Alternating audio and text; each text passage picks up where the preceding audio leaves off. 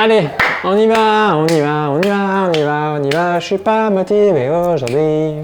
Eh ben bonjour à tous, c'est Alex Trips, je suis très contente de vous retrouver une nouvelle fois en vidéo, une vidéo un petit peu particulière, puisqu'il y a quelques temps, via mon compte Instagram que vous pouvez trouver en description, abonnez-vous à cette chaîne, cliquez également sur la petite cloche parce qu'il va y avoir des vidéos assez sympas dans les semaines à venir, donc n'hésitez pas à vous abonner, ça me fait très plaisir, comme un petit pouce bleu et un petit commentaire aussi me fait très plaisir. Donc oui, je reviens sur ce que je disais, il y a quelques temps, je vous ai posé via Instagram une petite question toute simple. Posez-moi la question que vous voulez. Et bien vous avez été quelques-uns à me poser une ou plusieurs questions sur la chaîne, ma vie et également sur les futurs voyages que je vais réaliser. Donc je crois qu'il est temps d'y répondre. Moi je vous dis, elle est super dure à tourner cette vidéo, oh, putain. Il est donc le temps de répondre aux questions. On va passer tout de suite à la première. La première est très simple, c'est quels sont les défauts et les qualités d'Akira. Alors, pour ceux qui n'ont pas du tout une idée de ce que c'est Akira ou qui est Akira, Akira est en fait une Africa Twin 1100 cm3, donc c'est une moto. C'est un gros trail que j'ai acquis en 2020 pour uniquement voyager. Alors, les trails type Africa Twin sont vraiment faits pour voyager, c'est fait pour parcourir de très grandes distances. À la base d'ailleurs, c'était une moto qui était faite pour le Dakar. C'était une 750 cm3. D'ailleurs, je crois qu'elle a gagné 2 ou 3 fois le Dakar dans les années 80, même un petit peu avant d'ailleurs. Dites-le moi en commentaire. En tout cas, ce sont aujourd'hui des motos qui sont extrêmement fiables. Ce sont des motos, comme je disais, qui sont vraiment faites pour voyager, pour aller loin. Le modèle 2020 que j'ai acquis, en plus, elle est bourrée d'électronique. Alors, c'est vrai que bon nombre de motards vont vous dire oui, mais pour faire un road trip long, il faut absolument une moto qui soit dépouillée et qui peut être réparée partout dans le monde. C'est vrai, mais personnellement je suis assez technophile, donc le fait de pouvoir mettre son téléphone via CarPlay ou Android Auto, donc d'avoir le GPS, d'avoir la musique, parce que je ne voyage uniquement avec un intercom, avec un petit fond de musique toujours pour accompagner mes longs trajets autoroutiers cette fois-ci, et ben c'est plutôt pratique. Et l'avantage de Honda, qui est donc une marque japonaise de moto, c'est que vous trouvez des réparateurs partout dans le monde. Alors oui, on peut se retrouver bloqué quelques temps pour faire venir des pièces parce que les Africa Twin ne sont pas vendus partout dans le monde, mais les pièces simples vous les trouvez. Donc c'est facile pour voyager, on peut en emporter avec soi. J'avais d'ailleurs quelques petites pièces de rechange avec moi au cas où. Ça ne demande pas forcément un entretien extrêmement fort. La prochaine visite après les 1000 km, c'est entre 10 000 et 15 000. Je suis à 12 500 de mémoire. Donc voilà, on peut rouler. Là, j'ai fait donc 7000, je suis à peu près à la moitié. Donc c'est bien. Ce sont des motos qui sont extra fiables. Ça, c'est un premier point. Son deuxième point, c'est effectivement l'électronique qui est extrêmement fiable. D'ailleurs, c'est une électronique qui vous permet d'avoir des modes de conduite assez différents.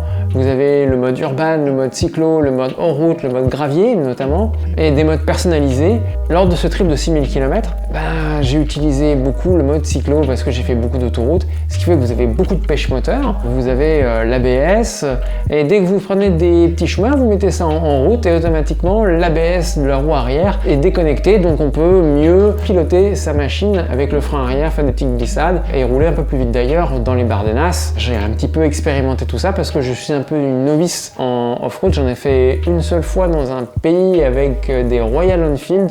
Donc pour vous dire, c'est pas vraiment fait pour du hors-piste, surtout avec des boulettes 500. Donc oui, effectivement, l'Africa Twin est une très bonne moto qui a beaucoup de qualité. Mais pour moi, son plus gros défaut, c'est son poids. Son poids chargé, on atteint plus de 300 kg. 300 kg, c'est lourd. Surtout quand vous débéquillez et que vous commencez un petit peu à partir. Là, on sent le poids. Là, on sent vraiment le poids. Quand on est sur des toutes petites routes, pas très larges, quand vous n'avez pas l'habitude de faire du off-road, c'est là où on voit ses limites aussi, je vois aussi mes limites. Ouais, là on voit effectivement le poids d'Akira qui est un petit peu important, mais les ingénieurs de Honda ont bien fait leur boulot parce que dès que vous dépassez 5-6 km/h, le poids en fait, vous le sentez plus. Vous le sentez plus ce poids et c'est vraiment très agréable de rouler avec. Moi j'appelle ça un canapé en fait. On voit souvent dans les revues qu'on peut avoir sur internet de cette moto, une selle qui est inconfortable. Non, personnellement j'ai pas changé la selle, c'est toujours la même selle. C'est pas une selle confort et aucun problème. Et pourtant j'ai fait des grands trajets de plus de 400 km avec 400, 500, même 600, 700 toute la journée, aucun problème. Donc vraiment, Akira, je l'adore. D'ailleurs, vous vous demandez peut-être pourquoi j'ai surnommé cette moto Akira. Vous avez une partie de la réponse qui est juste là, c'est que j'aime le Japon. Voilà. Effectivement, Akira, c'est une Honda, c'est une marque japonaise, on s'y réfère un petit peu. En fait, dans ma jeunesse, j'étais vraiment fan d'un film qui s'appelait Akira. Et sa moto me plaisait tellement. Et j'ai revu le film Akira et bah voilà, quand j'ai vu cette moto, bah, j'ai fait ah ok, ce sera Akira. Ça n'a rien à voir avec une Africa Twin, mais bon, au moins, c'est Akira.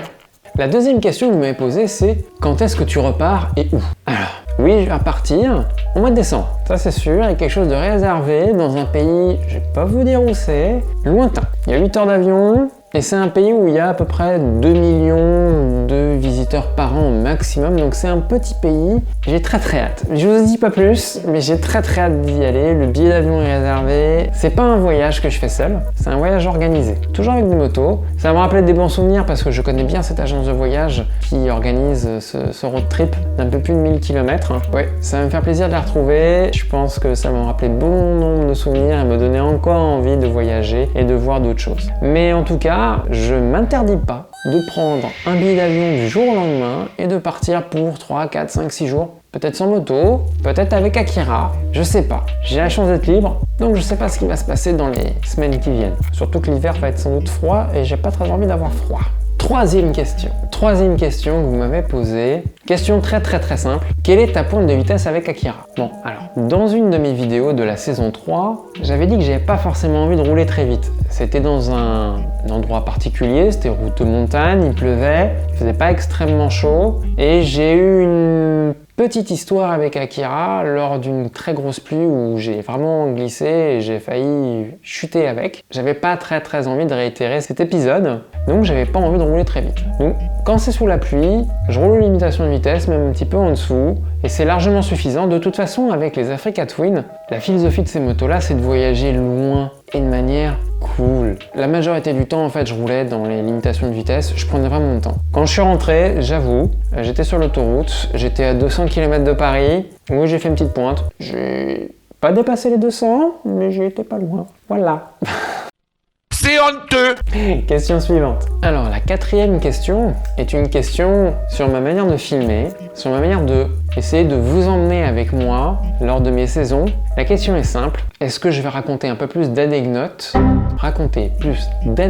culturelles ou humaines lors de ma prochaine saison? Alors, je vais répondre simplement oui. Oui, parce que si vous ne le savez pas, je suis photographe. Je pense qu'avec le décor, on peut comprendre que j'aime les appareils photo. Et ma manière de photographier quand je suis en voyage, c'est que je suis proche des gens. Je prends cet appareil-là, qui est un Leica IQ, qui est une focale fixe de 28 mm en plein format. Et j'aime énormément faire des portraits. Les portraits à 28 mm, il faut être assez proche. J'aime pas prendre des photos téléobjectifs à plus de 100 mm.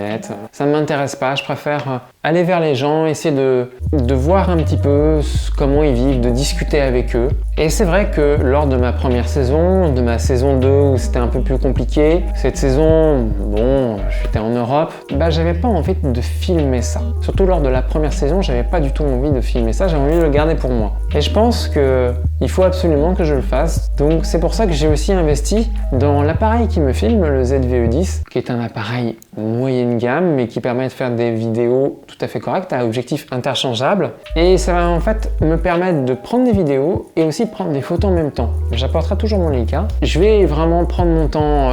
La première saison aussi, c'était une saison où j'avais envie de rouler et je roulais beaucoup et je m'arrêtais peu. En réalité, je partais le matin par exemple du Vietnam, je partais à 9h, 10h du matin, et encore c'est déjà tard. Je faisais la route d'une traite, je m'arrêtais peut-être une fois ou deux fois pour prendre vite fait un café, un petit café soda ou un Coca-Cola ou quelque chose comme ça. Je buvais ça très rapidement et je ne m'arrêtais pas ou très peu dans les étapes, sauf si j'avais remarqué quelque chose sur la route que je voulais voir. Par contre, quand je restais dans les villes, bah, je ne filmais pas, je prenais des photos. Donc je vous invite à aller sur mon Instagram AlexTrips pour voir des photos de mes voyages. Il y aura une photo tous les 3 jours qui sont publiées à partir d'aujourd'hui. Et effectivement, oui, lors de la prochaine saison, je vais effectivement être plus au contact des gens avec plus d'anecdotes, j'y arriverai, culturelles et humaines. Ça permettra aussi de mieux vous intégrer dans mes voyages parce que je compte voyager encore beaucoup plus qu'avant. Allez, question suivante. Question numéro 5.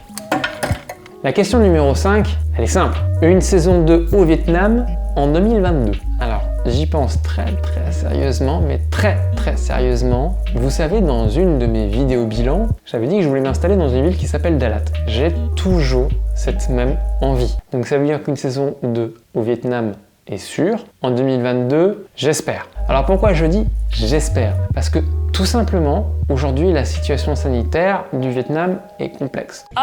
On peut y voyager, mais il faut faire une quarantaine. Et j'ai pas très envie de faire une quarantaine, je vous avoue. Et en plus, pour obtenir un visa, c'est pas un visa touristique qu'il faut, c'est un visa business. Pour l'instant, je ne peux pas justifier de l'obtention d'un visa business. Donc pour le moment, j'attends que la situation sanitaire se calme, que je puisse voyager là-bas sereinement et je pense que je reprendrai un nouveau visa de 3 mois à entrée multiple et je vais aller à Dalat.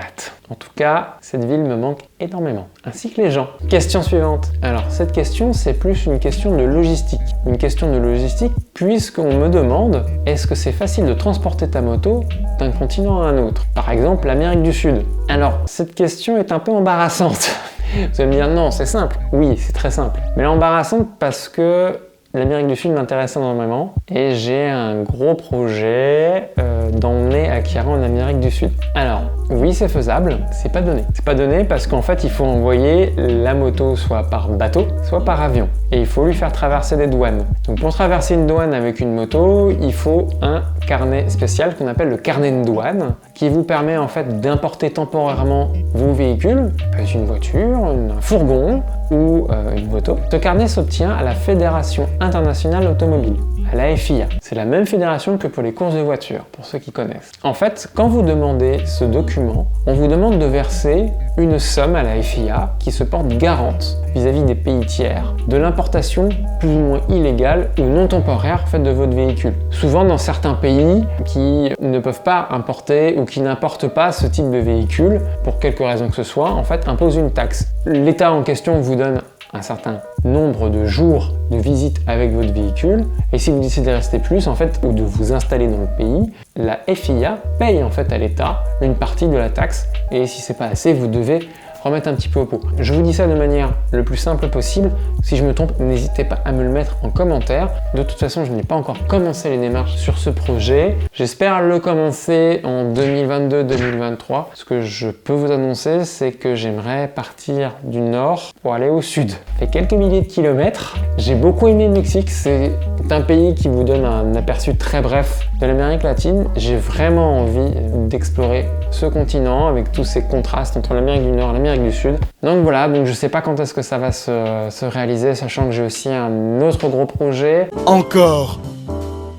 Ça fait beaucoup là, non? Qui partirait de Paris pour aller au Vietnam. Donc voilà, j'ai de gros projets en tête. J'attends juste que la situation sanitaire, encore une fois, se calme pour pouvoir voyager de manière sereine. Mais oui, donc pour répondre, c'est simple de la mettre dans notre continent. Mais la réponse la plus simple pour l'autre continent, c'est quand vous passez d'un continent à un autre par la Terre. Le plus simple, c'est de passer de l'Europe à l'Asie, en passant par l'Oural, par exemple. On change de continent. Question suivante. Une question un petit peu plus personnelle, en réalité. On me demande pourquoi je ne suis pas retourné au Mexique. Je vais y répondre sans y répondre. Je devais retourner au Mexique, en réalité, en octobre 2020. Il y a des raisons à l'époque professionnelle qui m'ont poussé à rester en France. C'est pas grave, c'est partie remise. Je repartirai au Mexique. Peut-être lors de mon voyage du nord au sud, je sais pas, ou partir 10 jours, 3 semaines, ou un mois, ou un peu plus. Parce que quand vous allez au Mexique, en tant que touriste, vous avez des visas de 6 mois. Donc je sais pas. Aujourd'hui, je suis beaucoup plus libre, je suis vraiment totalement indépendante. Donc je peux partir du jour au lendemain. Ça aussi qui me plaît aujourd'hui,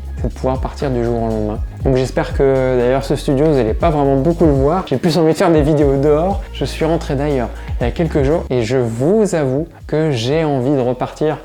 Enfin bon, faut bien aussi être un peu à Paris. La prochaine question, je crois que c'est la plus simple auquel je vais répondre. On m'a demandé quel est ton métier. Vous avez une partie de la réponse qui est juste là. En fait, je suis photographe et si vous avez envie d'en savoir un petit peu plus sur mon travail, je vous invite à aller voir mon Instagram qui est en description. Et vous allez voir dans la description qu'il y a le compte principal aussi Et ce sont des photos complètement différentes des photos de voyage, ce sont des photos de type mode beauté, ça n'a du tout rien à voir. Mais si ça vous plaît, allez voir, allez vous abonner aussi, ça me ferait énormément plaisir. Et pour finir cette FAQ, je voulais quand même remercier toutes les personnes qui m'ont envoyé une petite question sur mon Instagram. J'ai essayé d'y répondre de la manière la plus simple possible. Moi aussi, j'ai envie un peu de vous parler. Je vous remercie encore une fois de me suivre sur cette chaîne. J'ai envie de vous emmener avec moi dans mon univers photographique, essayer de vous donner des astuces, essayer de vous donner envie de faire de la photo, pas forcément de la photo de voyage. Et c'est pour ça que je vais essayer de vous faire une vidéo tous les 15 jours sur un thème photographique, tout en continuant bien sûr les vlogs avec les saisons 4, 5, 6, 7, 8, 9, je ne sais pas, qui vont arriver. En tout cas, je voulais vous remercier encore une nouvelle fois. Merci pour tout, c'était Alex Trips et à bientôt.